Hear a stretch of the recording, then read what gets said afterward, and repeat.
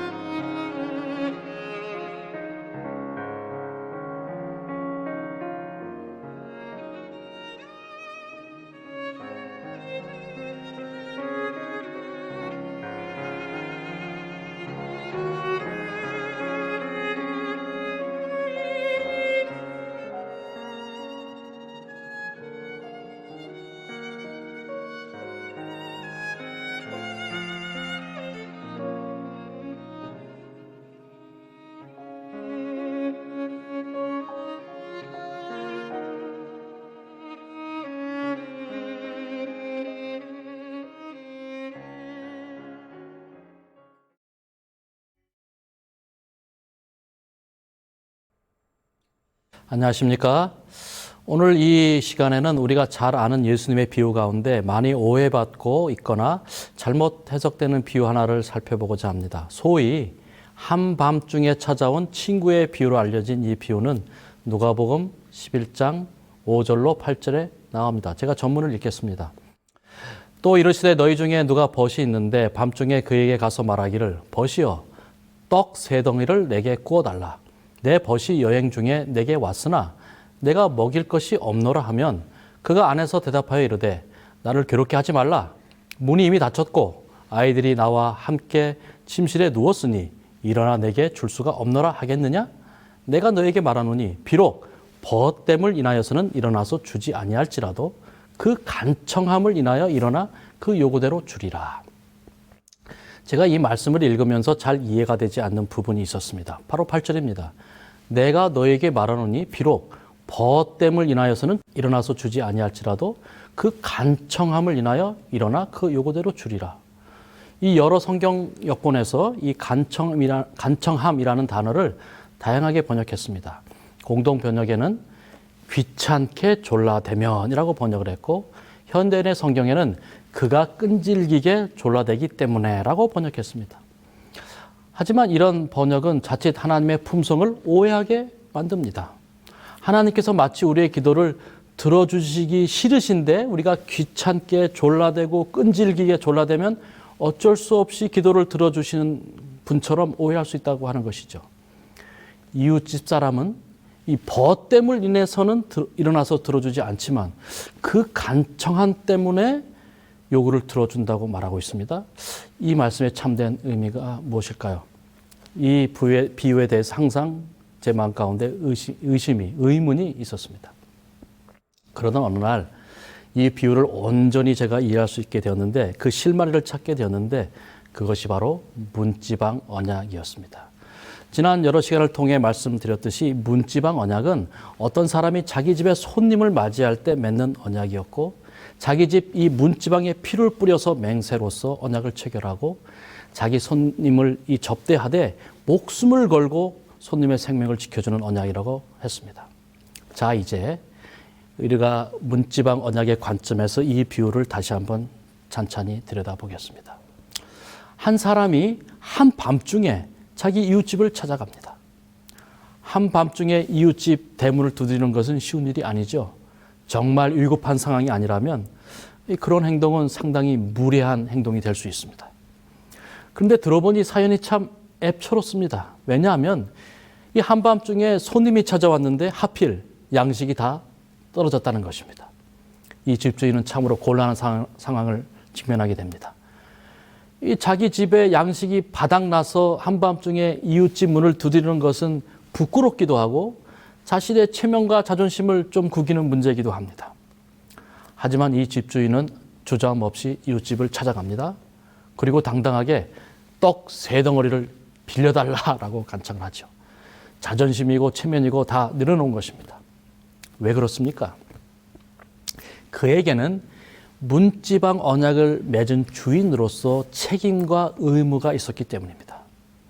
문지방 언약을 맺은 주인으로서 자기 집안에 이 문지방을 건너온 친구를, 손님을 먹이고 씻길 뿐만 아니라 지켜주고 보호해야 할 책임이 그에게 있었기 때문에 그 책임이 너무나 컸기 때문에 이 체면을 잠시 구기는 것은 아무 문제가 되지 않았다고 하는 것이죠. 사실 이 집 주인의 집에 양식이 떨어졌지만 자신의 배고픔을 면하기 위한 목적으로 한밤중에 이웃집 대문을 두드릴 생각은 추호도 없었다고 하는 것입니다. 단지 누구 때문에요? 그런 행동을 했다는 것입니까? 자신을 위해서가 아니라 자기 집에 문지방을 건너온 언약을 맺은 자기 손님을 위해서라면 어떤 행동도 서슴이 없었다고 하는 말입니다. 제가 어렸을 때 집에서 평소와는 달리 아주 상다리가 부러질 듯이 징수성찬을 먹는 날이 있었습니다. 다름 아닌 교회에서 사경회나 전도회를 할 때 강사 목사님의 이 식사 대접을 맡은 날이 바로 우리 어머니께서 하는 날이 그런 날이었습니다. 그러면 어머니께서는 며칠 전부터 이것저것 잔거리를 준비하시고 장도 보시고 할 수 있는 모든 요리 실력을 발휘하셔서 이 강사님을 위해서 한 끼 식사를 준비하셨습니다. 그러면 아버지께서는 항상 평소에 먹던 대로 반찬 몇 가지만 차리라고 하셨지만 어머니께서는 항상 이 상다리를 부러뜨릴 태세로 손님을 위한 특별 식사를 준비하시곤 했습니다. 아마도 자기 집에 이 손님을 접대하는 모든 이 여자의 마음, 여주인의 마음이 그러할 것입니다. 이런 마음이 바로 이 문지방 언약의 정신이라고 하는 것이죠. 자기 자신을 위해서는 그렇게 상다리 부러지게 음식을 차리지 못한다는 것입니다. 하지만 손님을 위해서라면 상다리가 부러지도록 차린다는 것입니다. 이것이 바로 문지방 언약의 정신입니다. 나를 위해서가 아니라 나와 언약을 맺은 자를 위해서 자신을 희생하는 것이 곧 문지방 언약의 정신인 것이죠. 한편 이 비유를 이 집 주인이 아니라 그 이웃집 사람, 즉 한밤중에 느닷없이 떡을 빌려달라고 요청받은 이 사람의 입장에서 좀 살펴보겠습니다. 지금 모든 식구들이 이 대문 문 빗장을 채우고 모두가 잠들어 있습니다. 그런데 한밤중에 누군가가 집 대문을 두드립니다. 그리고 집에 양식이 떨어져서 그러니 공깃밥 3그릇만 빌려달라는 이런 이웃이 있다면 여러분은 이런 경우에 어떻게 반응하시겠습니까? 몹시 짜증이 날 수도 있고 이런 상황이 잘 납득이 되지 않을 수도 있을 것입니다. 그런데 이런 상황에 대해 성경은 뭐라고 말한다는 것입니까? 그가 안에서 대답하여 이르되 나를 괴롭게 하지 말라. 문이 이미 닫혔고 아이들이 나와 함께 침실에 누웠으니 일어나 내게 줄 수가 없노라 하겠느냐? 이 말씀의 결론은 이 이웃집 사람은 어떠한 이유로도 절대 거절의 말을 할 수 없다는 것이죠. 늦은 시간이 되었기 때문에 할 수 없다고 핑계할 수 없고 이미 잠들었으니까 어린아이들이 깰까 봐 그들을 핑계 삼을 수도 없다는 것입니다. 어떤 이유로도 이웃집 사람의 그 요청을 거절할 수 없다는 것입니다. 그러면서 8절에 이 비유는 이렇게 결론이 내려집니다. 내가 너에게 말하노니 비록 벗됨으로 인하여서는 일어나서 주지 아니할지라도 그 간청함을 인하여 일어나 그 요구대로 주리라. 여기에 이 말씀 가운데 아주 중요한 개념이 등장합니다. 문지방 언약의 책임은 개인뿐 아니라 그가 속한 공동체에게까지 확대됐다는 하는 것입니다. 누구라도 자기 집에 갑작스럽게 손님을 맞이할 때 양식이 떨어지는 것과 같은 이 난감한 상황이 생기는 경우에 문지방 언약의 책임이 그 이웃에게까지 확대되었다는 사실입니다. 문지방 언약의 책임은 개인의 문제가 아니라 공동체의 문제였습니다. 그러므로 어느 한 마을에서 문지방 언약이 지켜지지 않는다면 그것은 개인의 수치가 아니라 그 공동체의 수치였습니다. 언약을 못 지킨 그 개인뿐만 아니라 그 언약을 함께 지켜내지 못한 그 공동체가 손가락질을 당했습니다. 따라서 고대 근동 사회에서 그 누구도 문지방 언약의 책임을 나누어지도록 요청받았을 때 어떠한 이유와 핑계로도 그 요청을 거절할 수 없었다고 하는 것입니다. 그런데 사실 한밤중에 이 예기치 않게 손님을 맞은 이 사람의 이웃 사람도 사실 넉넉한 살림을 하고 있었던 것은 아니었던 것 같습니다. 보자하니 이 사람은 단칸방에서 사는 것이 분명했습니다. 7절에 보시면 아이들이 나와 함께 침실에 누웠으니 라고 말한 것으로 봐서 이 아빠와 엄마 아이들이 한 방에서 한 침실에서 함께 자고 있는 것이 분명합니다. 더군다나 한밤중이지 않습니까? 이미 대문은 빗장을 걸어 놓았습니다. 전기가 없던 그 당시에는 빗장을 다시 풀기 위해서는 등잔불이나 횃불을 켜야 했고 그런 과정에서 잠든 아이들이 깰 수밖에 없었습니다. 때문에 이 이웃집 사람의 입장에서는 이 한밤중에 문을 두드려서 떡 3덩어리를 빌려달라는 이 친구의 요청에 대해 짜증을 내고 거절할 만한 충분한 사유가 있어 보입니다. 그럼에도 불구하고 감히 이웃집 사람의 요청을 거절할 수 없다고 하는 것입니다.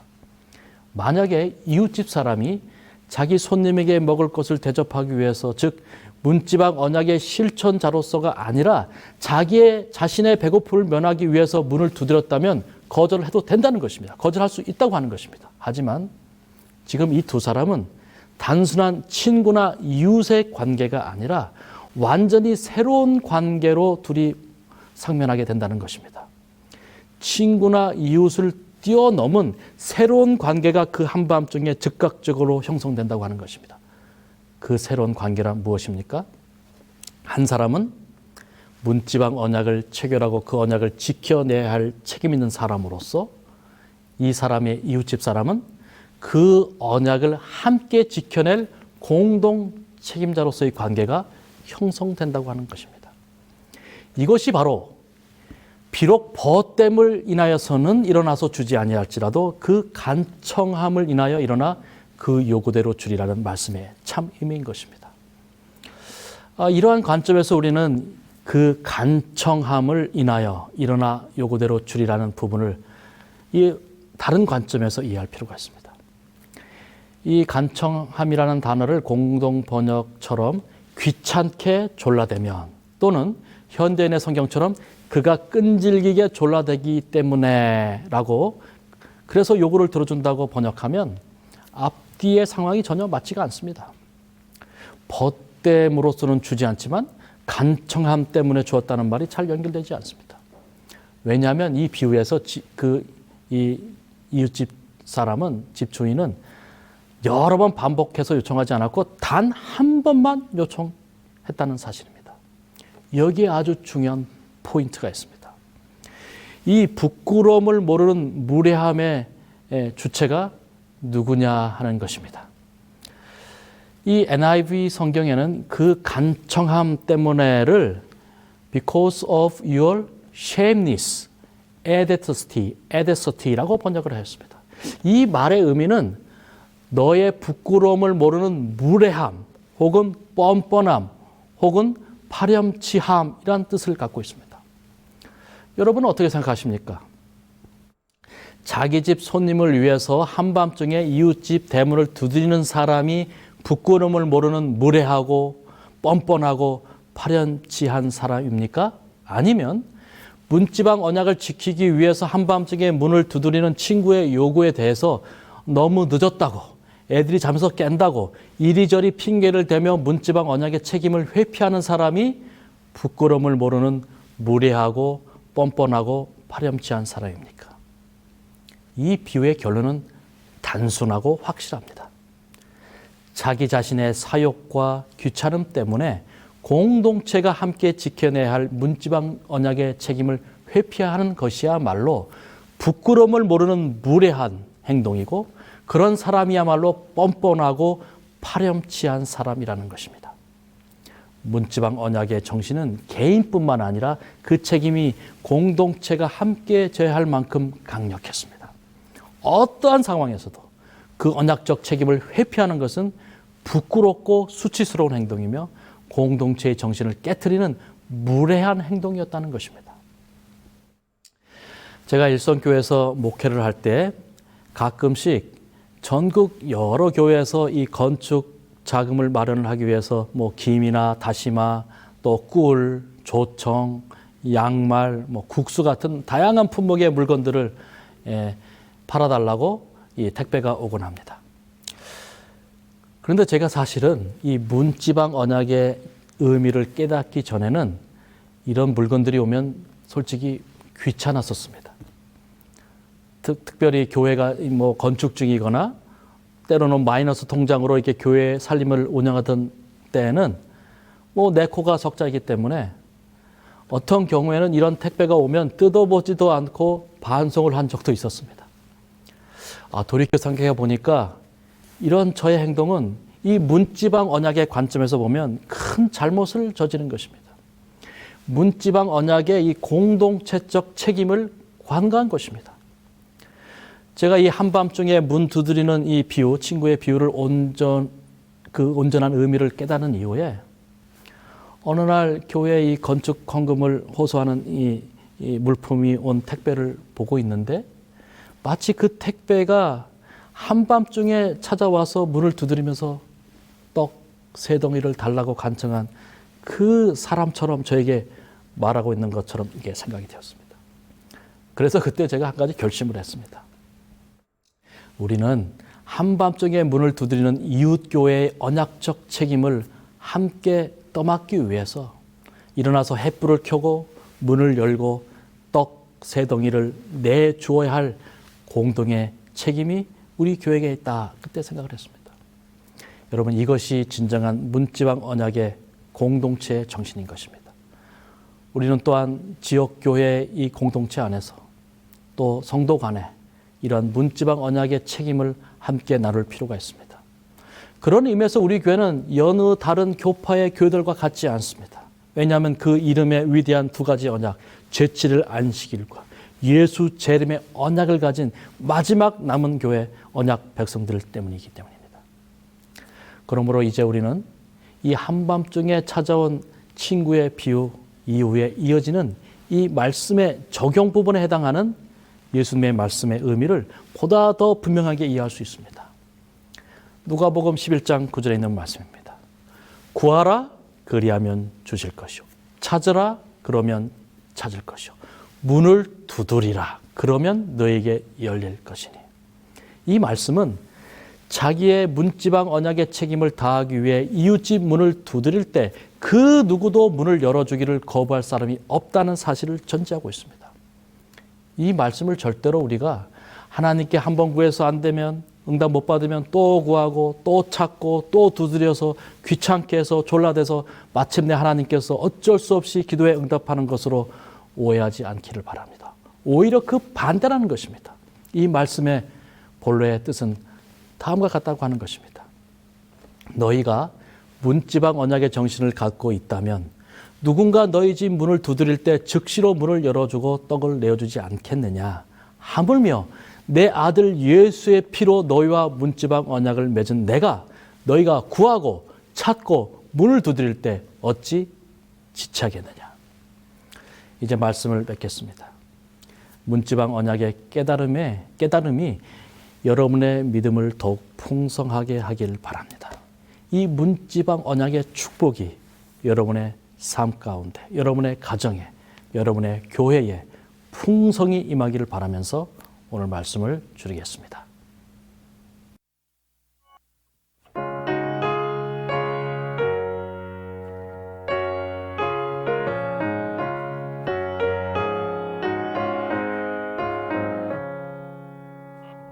피곤한 순례자 위에 들려오는 기쁘고 복된 저 소식은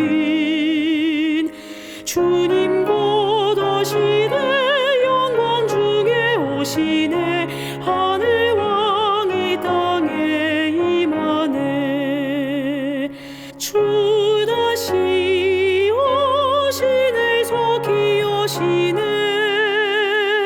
이 땅에 다시 오시네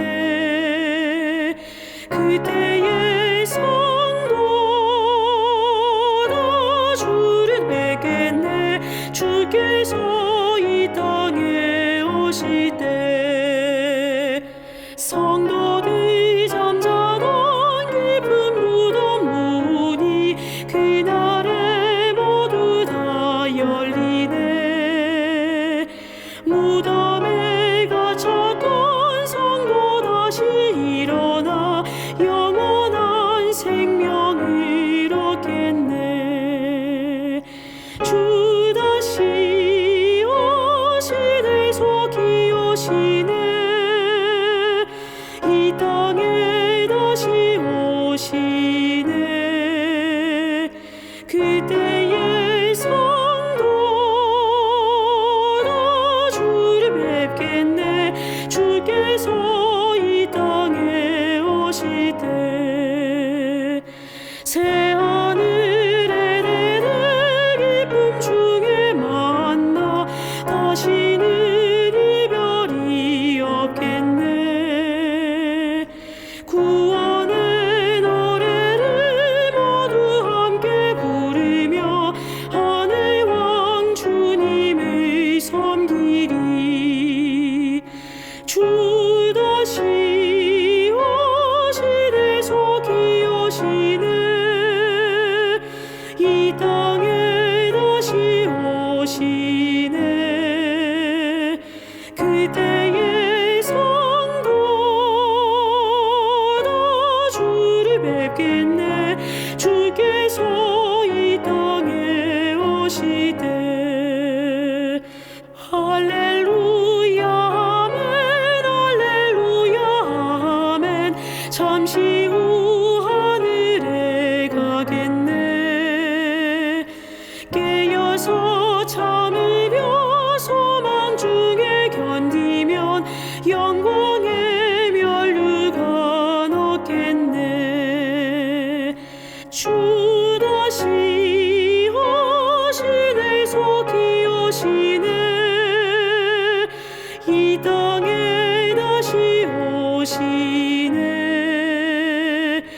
그대의 성도다 주를 뵙겠네 주께서 이 땅에 오실 때. 하늘에 계신 아버지 주님의 은혜를 인하여 감사합니다. 오늘 예수님의 비유를 통해서 한밤중에 찾아온 친구의 비유를 통해서 문지방 언약의 정신이 무엇인지 배웠습니다. 우리가 이 땅을 살아갈 때에 우리 집안에 들어오는 손님뿐만 아니라 또 이웃집의 손님까지도 함께 책임지고 함께 사랑을 나누고 함께 구원의 길을 걸어갈 수 있는 언약의 공동체 정신을 우리 모든 성도들이 갖도록 도와주시고 우리 교회가 그러한 문지방 언약의 정신으로 서로 돕고 협력하고 함께 구원의 길을 걸어갈 수 있도록 축복하여 주시옵소서. 문지방 언약의 풍성한 은혜와 축복이 오늘 이 자리에 참석한 주의 성도들의 삶과 가정에 풍성히 임하여 주시옵기를 예수 그리스도의 이름으로 간절히 축원드리옵나이다. 아멘.